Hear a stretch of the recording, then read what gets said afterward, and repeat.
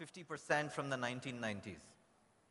It was down 75% from the last 5 decades, which included the Cold War, which included the Vietnam War, Korean War, everything. And it was down 99% from what had happened in World War II. So we are actually living in the most peaceful period in world history. We don't recognize that because there is greater magnification of every incident that happens. But that's a fact. The second is what's happening on the economic front.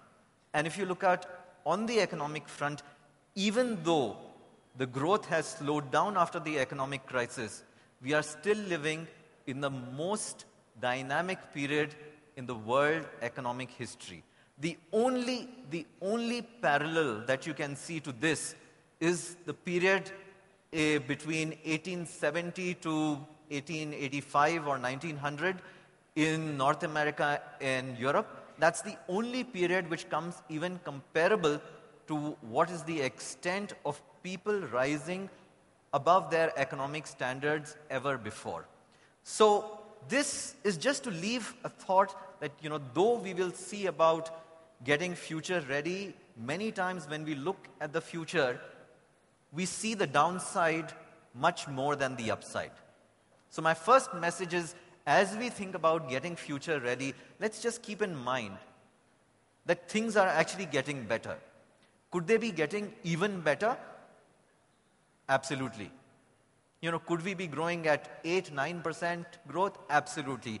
Could we be doing a better job of eradication of poverty? Absolutely. All that is there, but let's not kick ourselves too much.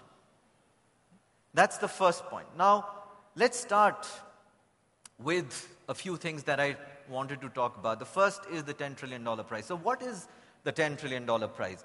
The $10 trillion prize is the size of the consumer economy in China and India in 2020. And now, why is this important? It is important because this is going to be one of the largest markets which is going to get created. And what's really driving this?